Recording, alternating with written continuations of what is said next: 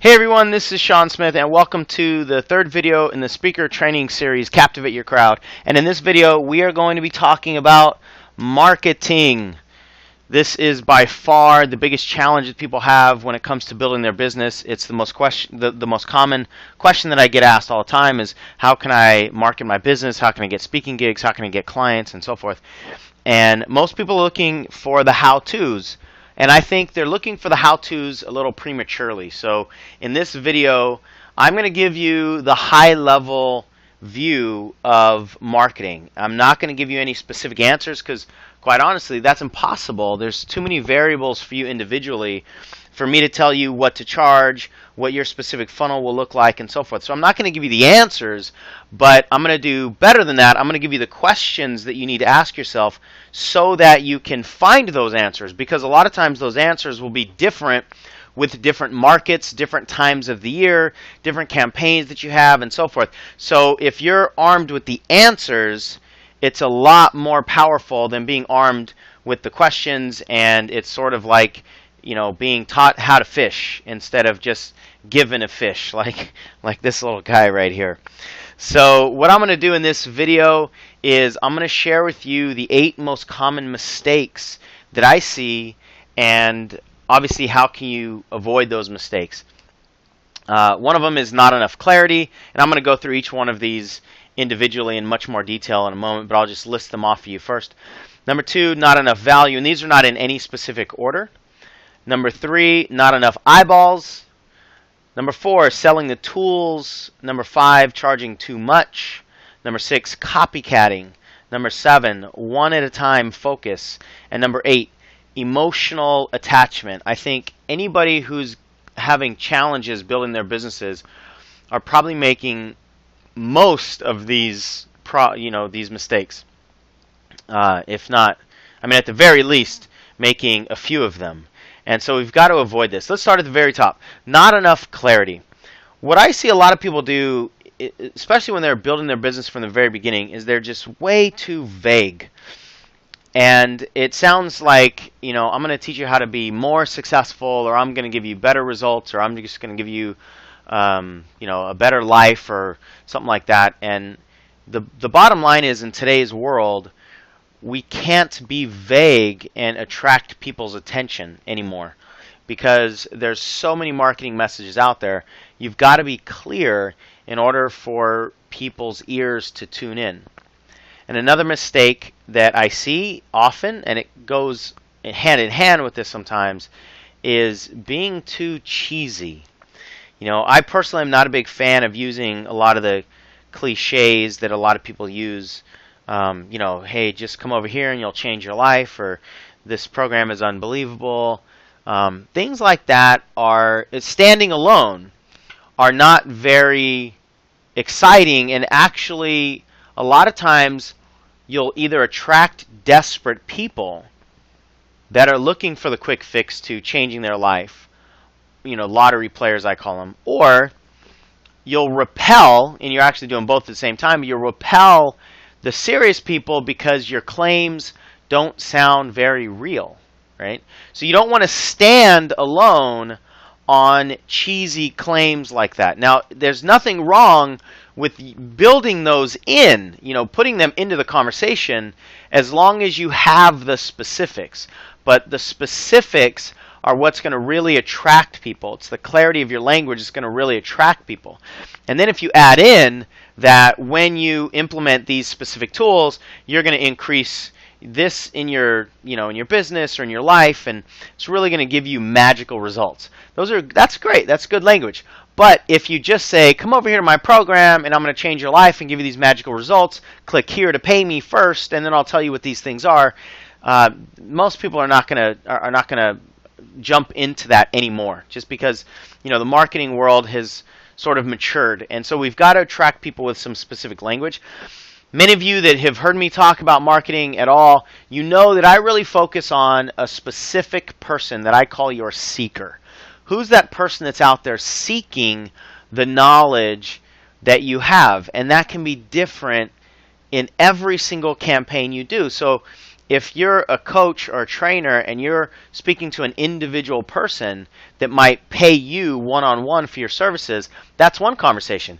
But if you're marketing your speaking business and you want to go in to a corporation and teach their whole sales team, something, your seeker is actually different than your audience in this instance. Your seeker is the decision maker. So you talk to them in language that they care about. But your audience, the people who are going to be sitting in your seats, they're not the decision makers, but you have to talk to the decision maker, obviously, as in terms of your audience members. But you have to understand your decision maker is interested about different things, right? Your decision maker is interested about creating change in the company, increasing the bottom line, making him or herself look good to the superiors and so forth. Your audience members might be looking for something different, like getting along with people or whatever. So just understand that you've got to speak to a single person to have the most amount of clarity possible, and with that clarity, people really pay attention. And what you want to do is you want to enter the conversation that's already going on in their mind. That's one of the most powerful marketing concepts out there that I've ever learned. You don't want to try to change their conversation. You want to enter your solution into the conversation that's already going on in their mind. The only way to do that is to have a single person in mind, because you can't take 5 people, lump them together and go, what conversation are all 5 of these people having?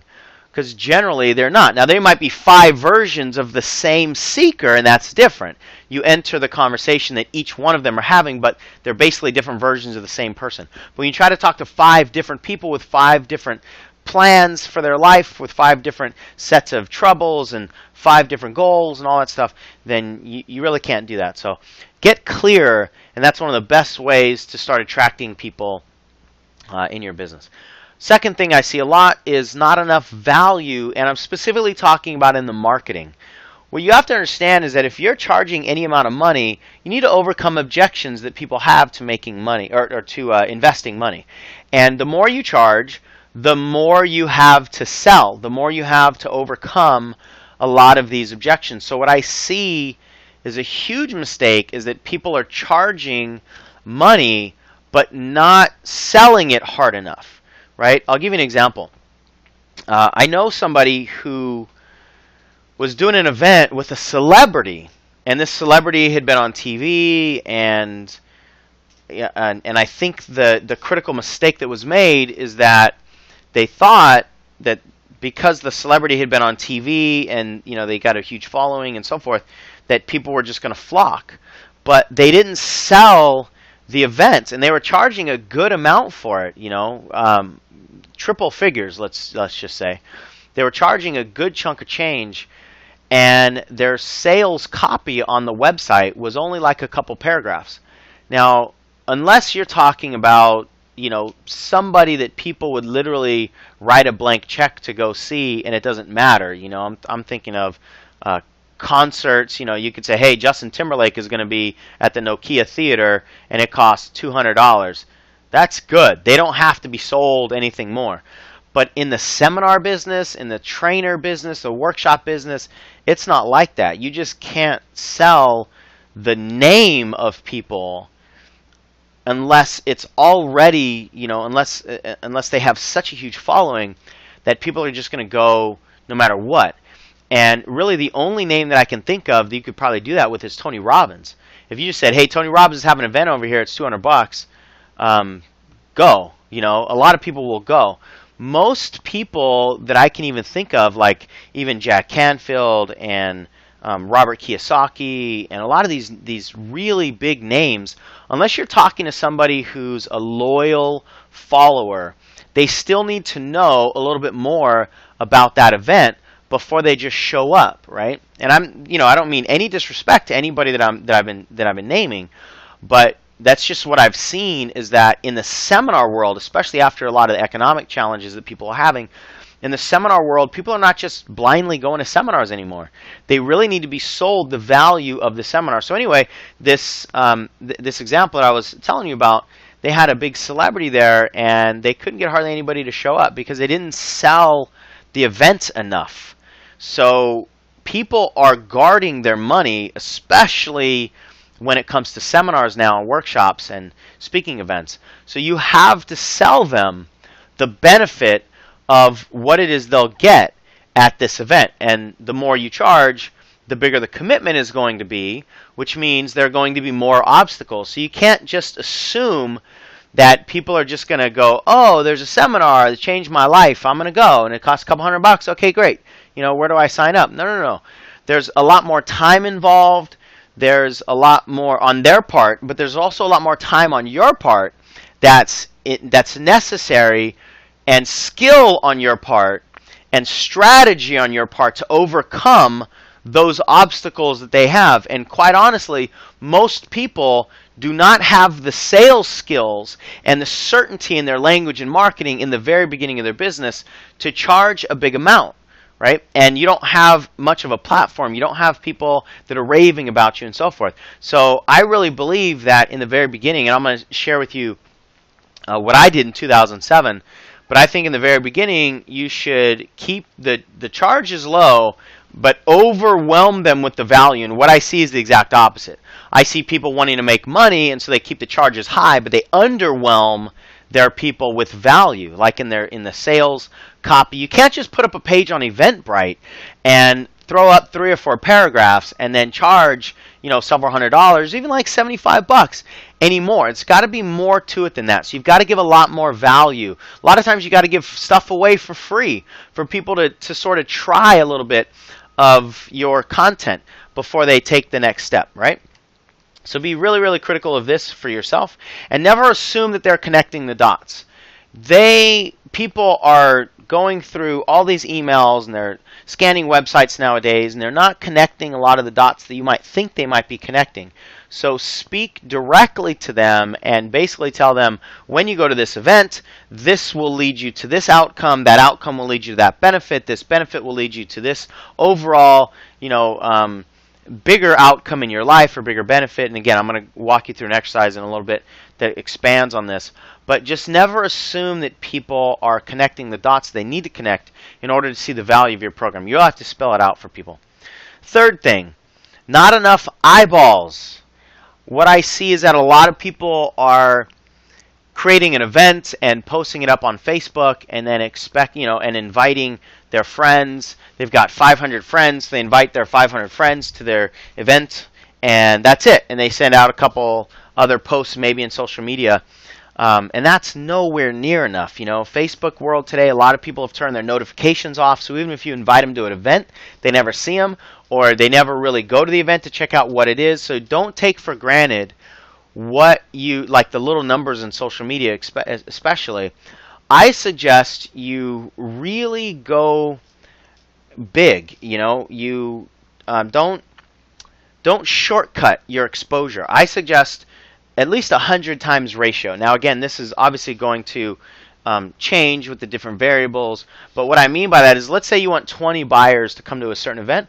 I would suggest you go after 2,000 exposures, and high quality exposures. Now most people that I've seen, if they want 20 people to come to their event, honestly they probably only have 30 or 40 exposures. You know, only 30 or 40 people have actually dug into the invitation, whether it's on Facebook or some other means, and then they get frustrated because they didn't have as much people at the events as possible. But the bottom line is they just didn't have enough exposures. And social media, like I've alluded to, is usually a very low quality exposure, because social media is a very fast moving thing, and a lot of times people are not going from their social media to a sales page or what have you. You can certainly set up systems like that, but the way that most people have their social media set up, it's a very low quality exposure. So I wouldn't even count, you know, if you have 1,000 Facebook friends and you post something about your event, I wouldn't even count any of those as an exposure. You know, and people will come by and like your post or whatever. Don't take those as exposures. A lot of times people are just scanning and they're liking, you know, haphazardly almost, right? What happens though, when you really focus on exposures, it puts you more in control. And I find that it gives you more of a sense of what to do and more certainty around what to do, rather than just hoping that a lot of people will come to your event, right? You focus on the 2,000 exposures, and then whoever shows up is great, but at least you've got more control over your marketing. Now, when it comes to getting more eyeballs, here are some things to try. Now, I've got try highlighted because I'm not going to say these are the things to do.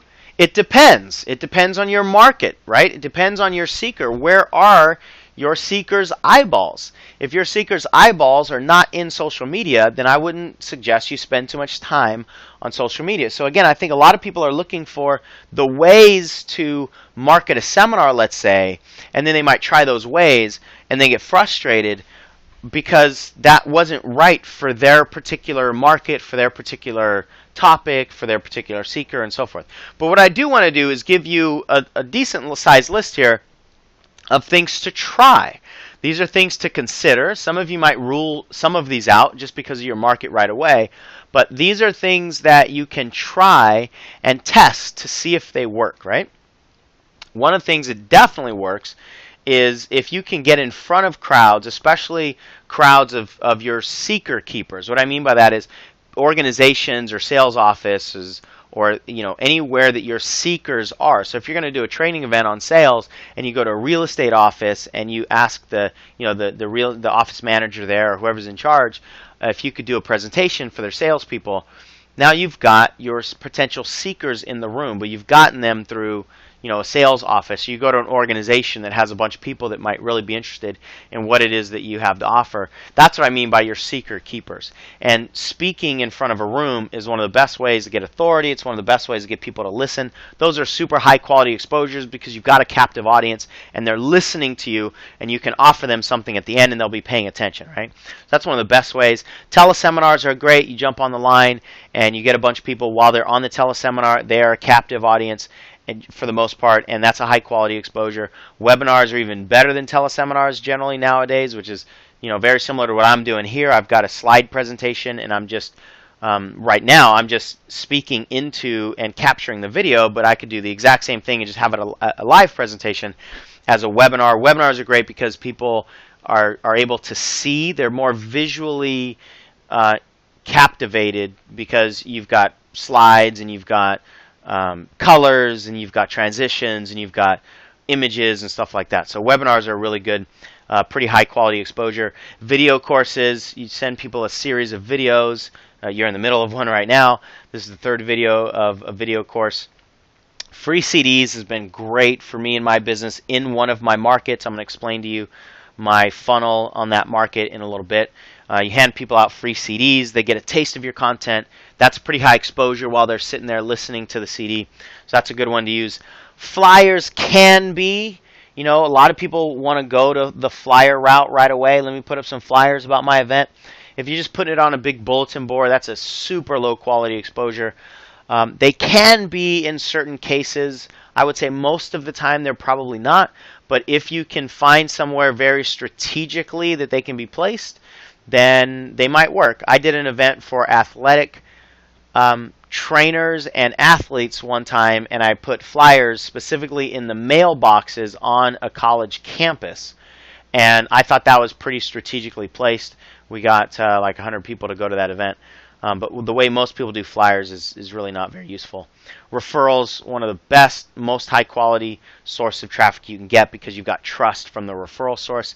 Influencers, what I mean by that, it's sort of like a referral. An influencer is maybe a manager at the sales office like I was talking about before. They have a lot of influence over big groups of people. So if you can get some influencers in, you can get big groups of people to show up to your event. Next one is affiliates. That's one of the best ways you get other people to promote your products, put their messages, put your message out on their social media pages or just their platforms, send their emails out and what have you. And that's another great way because the trust is usually transferred over to you. And finally, this is also one of the best ways, is just get on the phone, make phone calls. I'm surprised quite often at how many people are doing live events and they haven't called people personally to ask them if they want to show up. And one of the best things about doing these personal phone calls is you can make deals. You can offer people one-on-one based on their specific circumstance. You can offer them 2-for-1 deals. You can offer them half-price deals, or some people you might even want to get into your room for free for a number of different reasons. But usually you can't do that in a crowd in a market when you're marketing on flyers or any of these other things, but one-on-one, you can do all kinds of great things. And you can also get to know what people really want and so forth, so you can do some market research.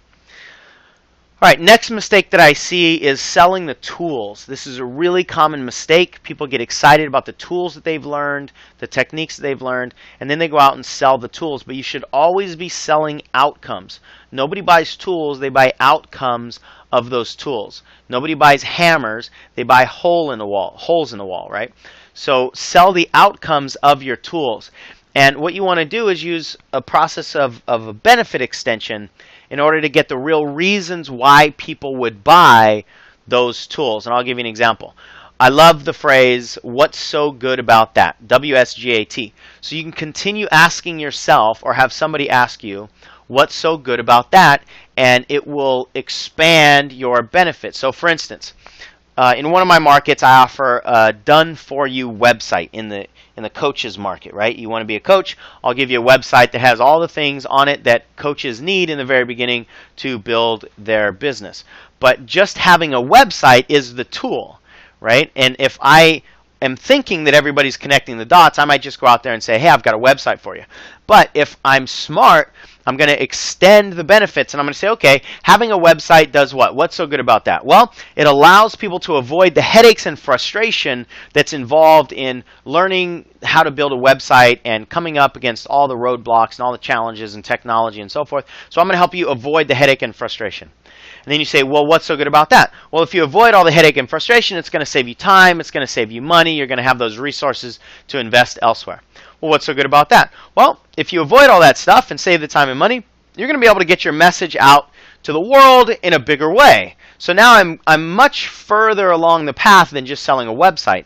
And then you say, well, what's so good about that? Well, ultimately, if you get your message out in the world, then you're going to be more fulfilled because you're going to know that you're going to be making a difference with your life. You only get one shot on the planet, and how awesome will it be to know that your message is getting perpetuated out there and people's lives are being changed and you've made your mark while you're here, right? Now, if I just did that, it might sound a little cheesy, but if I add that onto the end of the tools and continue this whole conversation the way it's laid out there, it's got a pretty good package. It's got some of the tools, it's got the how-tos that some people are looking for, but it's also got the bigger level benefit extension of getting their message out and making a difference in the world, and that's what's going to really excite people to buy anything. They buy through the tools to the outcomes, right? So that's just an example. I like that exercise of what's so good about that. And if you want more information on that, I've got about an 8-minute video called Selling the Hill. It's on coachesupdate.com. I forgot to put the website in here on the video. But coachesupdate.com, it's a pretty silly video, Romeo and I. You can see how goofy I look in the little image there. But it's got a really profound marketing message. It goes a little bit deeper into this idea of selling tools, right? Or not selling the tools. All right, another common mistake that I see is just simply copycatting. I see a lot of people doing what others in their industry do just because they're doing it. So if you watch Jack Canfield doing a live cast like he's doing right now, as I'm filming this video, he's promoting a live cast on Best-Selling Blueprint. If you just see that and you go, okay, well, I'll just do a live cast. Or if you see what Tony Robbins is doing and I'll just go, okay, I'll just do that because that's what Tony's doing. Or anybody else in your market, if you just copycat what you see from them, you could be making a huge mistake because you don't understand the campaign strategy behind it. You don't really understand where they're going to go. There's tons of hours of brainstorming and ideas and experience on the back end. Now, I'm not saying you rule any of those things out, but I'm saying just don't follow it blindly just simply because somebody else is doing it. And if you just copycat, especially when somebody's a bunch of grade levels ahead of you, if you're in kindergarten, you're following somebody who's in 7th grade, there's a lot of steps in between that you might be missing.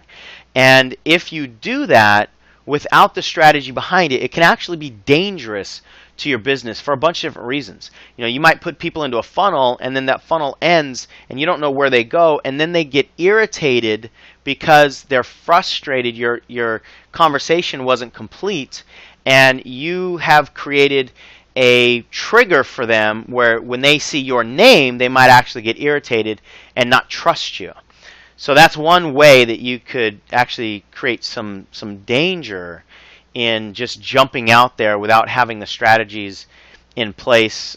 Or you might do something like that and it might not go well for you because you didn't have the strategy behind it, and then you internally have a trigger of failure or doubt because this thing that you tried didn't really work, right? So I'm a big believer that you create success, and that's the best way to have more certainty and have more confidence going forward. So I don't want you to just jump out there and do things just because other people are doing them. Got to have some strategy behind it. Now, again, the concepts and the ideas, you definitely want to pay attention to what's working out there, but mold them to your unique personality, your unique seeker, your market, all the different variables that need to be taken into account. Don't just blindly follow somebody else, right? Don't be a copycat. And that goes for pricing, it goes for websites, it goes for everything. Another common mistake that I see is charging too much. I alluded to this a little bit when we talked about not having enough value. But specifically with pricing, I think that a lot of people try to jump to their profits a little too quick.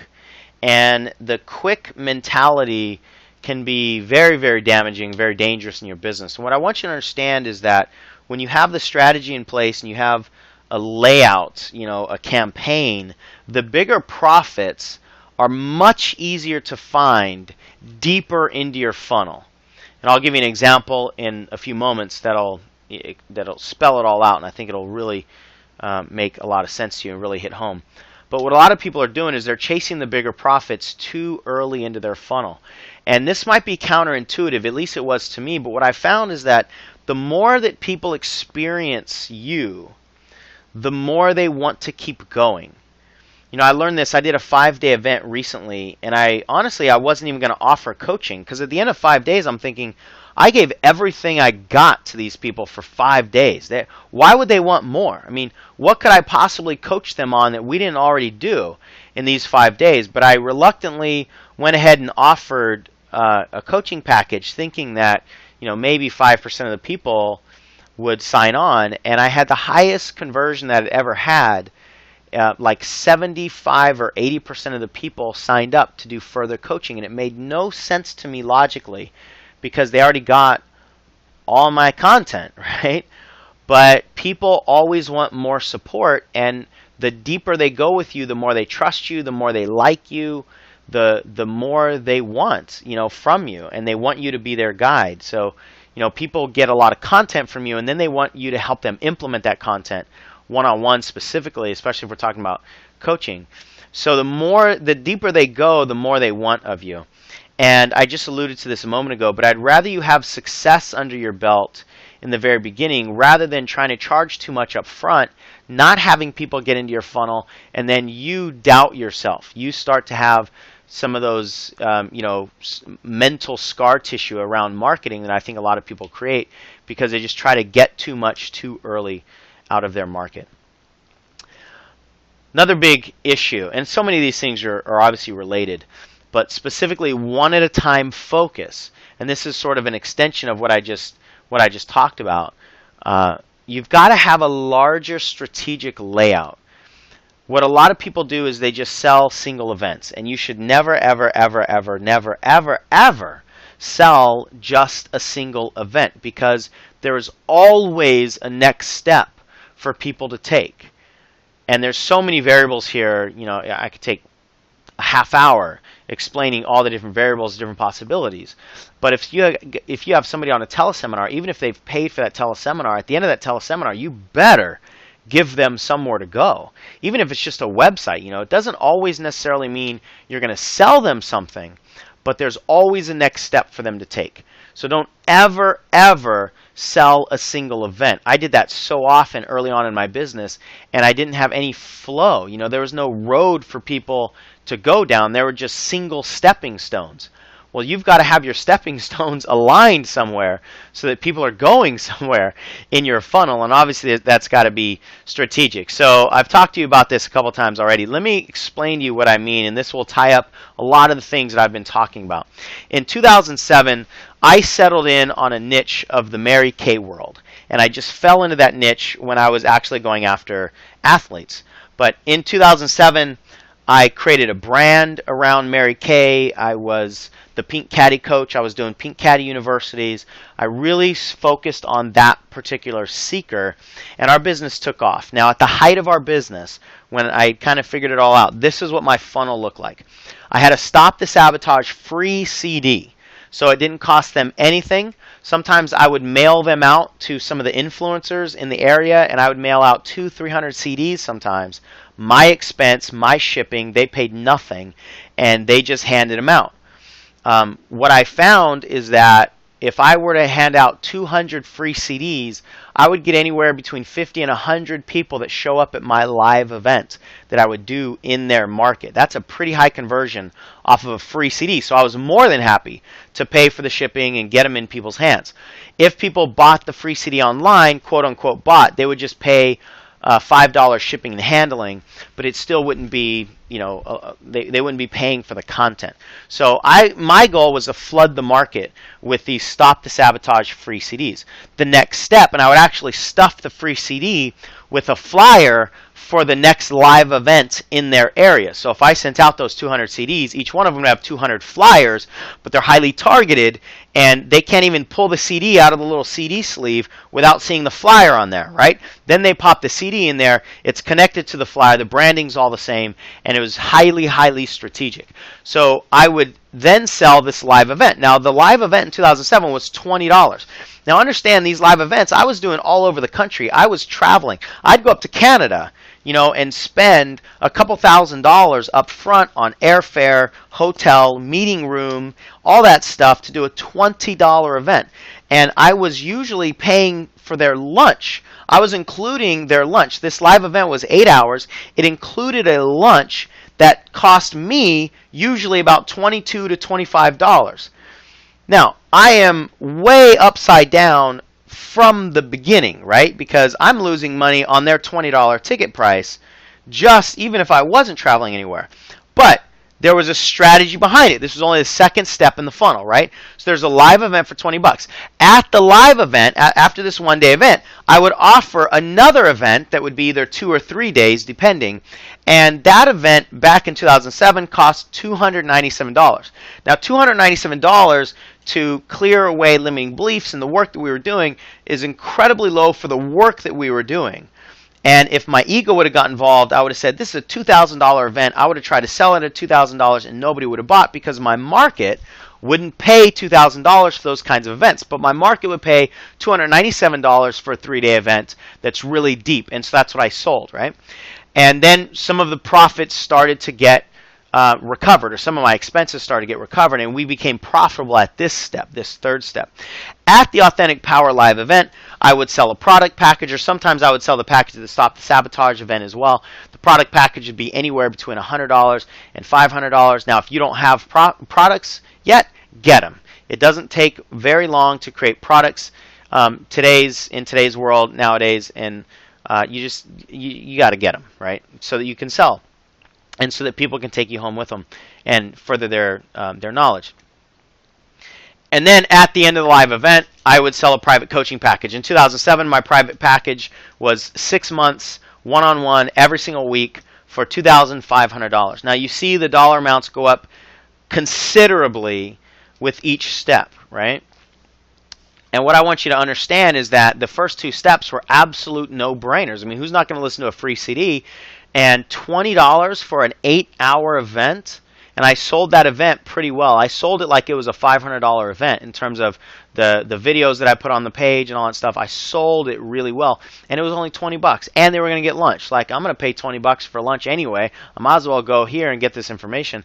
And so I made it really easy to put people into the funnel, knowing, and this is after I had learned the idea that the farther into the funnel they go, the more they want, the more they'll pay.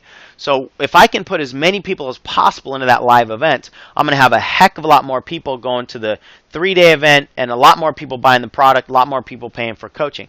If I try to sell that 1-day event for 200 bucks, I'm going to have a 1/10, if even that much, people go there, and I just don't have a lot of people in the funnel. certain percentages are going to continue, but if I start the funnel with 10, maybe 1 or 2 are going to get to the private coaching. But if I start the funnel with 100, 5 or 10 are going to get to the private coaching. And they quite often did. There were several events that I did back then that up front I lost, a couple $1,000, but I would make $40,000, $50,000 after these 3-day events because people wanted more private coaching, right? So the income in that, with that Mary Kay funnel in the year 2007 was over $320,000, roughly, give or take, because some of it was offline, and so, but it was a little bit over $320,000 for a funnel that begins with no money up front or a $20 live event where I lost money. Now, I'm not necessarily telling you to lose money up front. That depends on your financial situation, your tolerance for risk, all that sort of stuff. The events that I did in the years past, I would charge $47 for that event. I didn't really see much decline in the numbers that would go. I think if people are going to pay 20, they would generally pay 47. But I just wanted to show you my 2007 funnel. And I could actually, eventually in 2009, 2010, we were more profitable because we massaged some of these numbers. But I wanted you to see how that could go. Your variables are going to dictate what your funnel is going to look like, but you must have a funnel like this that's strategic, that moves from one step to the next. Now, the emotional attachment piece, this is the last piece, and this kind of encompasses everything I've been talking about in terms of the how-tos. This is probably the most important deal, because if you're too emotionally attached and you can't handle the challenges of marketing, then it doesn't matter if you understand the how-tos. You're going to fail. You're going to quit at some point in time because it's going to be damaging to your self-esteem. It's going to be emotionally traumatizing, right? And we've got to remove that emotional attachment in your marketing. I think one of the best phrases you can use in marketing, the 2 most important words I've learned is, I don't know, we'll see. So if you're asking yourself, should I do a teleseminar? Are a bunch of people gonna buy off my teleseminar into my event? I don't know. Let's see. Right? Should I do an email campaign? I don't know. We'll see. And what I've learned specifically over the last couple of years is that mentality of we'll see is so powerful because it allows you to try things. And this whole game is really about testing and tweaking anyway. You're going to test things, and if they work, if they give you the outcomes that you want, keep doing them. Even if they do give you the outcomes they want, you're still going to tweak and try to maximize the outcomes, right? If you get a 10% conversion on a webinar, how can you get it to 11? How can you get it to 12? And if you do a webinar, I did a webinar one time. We spent $1,000 in marketing. We got 5 people to show up for the webinar. Nobody bought. It was a huge failure financially. But man, I learned so much, and I knew that the way that we marketed it on Facebook, the way that we did the conversions and all that stuff, we did a lot of things that simply didn't work. So, but I tweaked it. I didn't take my ball and go home. I got more determined that this was going to work. I got more determined to create a funnel that was going to be better next time. But I take that as a learning experience that was actually really, really powerful and really successful. And it made my next step better. But if I was too emotionally attached, I probably wouldn't have gotten to that next step. So everything is a test and tweak endeavor. I think that's one of the best mindsets you can have. You've also got to have a long-term vision. When you have a long-term vision, it's easier to take some of the emotional attachment off of the short-term how-tos and the short-term tests, because your emotional attachment should be much bigger, long-term, in 5 years. What is it that you want to do in this industry, in your business? What kind of mark do you want to leave on the world? When you're attached to the higher, longer-term vision, it's so much easier to have the we'll see mentality on the steps that are right in front of you, Now, emotions, I don't mean to be unemotional in your business entirely. Emotions do have a place in your messaging. You want to draw the emotions out of your seekers, but not on your side of the fence when it comes to your marketing mindset. That's what I want to really be clear on, is you shouldn't be emotionally attached to whether things work or not, but you absolutely need to draw out emotions in other people. You've got to be passionate about your message, because your emotion in your messaging on your videos and your webinars and so forth is really attractive to other people.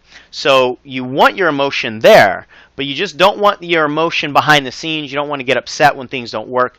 That's going to cause you to want to quit.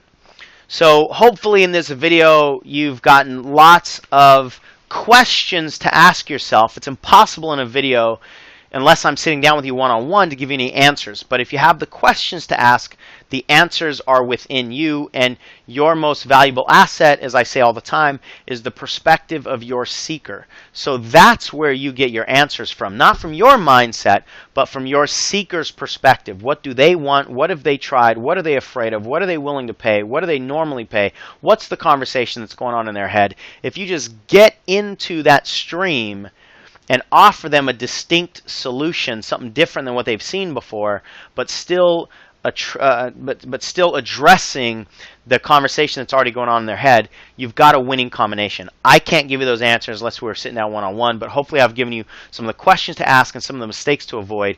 And my biggest wish for you is that you have a happy journey and excited, curiosity-filled messaging journey. I've been talking about marketing this whole time. Actually, at my longer events with my private coaching clients, we don't even like to use the word marketing because so many people have negative connotations to it. It's more about messaging. How can you get your message out into the world? How can you share what you know with other people? And that's really what marketing is if you have the right energy on it. And the best thing I can tell you is just go for it, right? No matter where you are, no matter what you know, no matter what your content is, somebody is out there that's absolutely seeking desperately the wisdom and the knowledge that you have. And I think the highest obligation you have is to go serve those people. So get out there, go for it, avoid these mistakes. Please let me know if there's anything that really resonated with you, or anything you disagree with, or anything you would add to the mistakes to avoid, or any of the tips that I've offered here. I would appreciate it. Let's co-create this community of speakers and trainers and coaches helping each other out, get their message out into the world. So until we speak again, take care, happy messaging, go for it. I'll talk to you soon.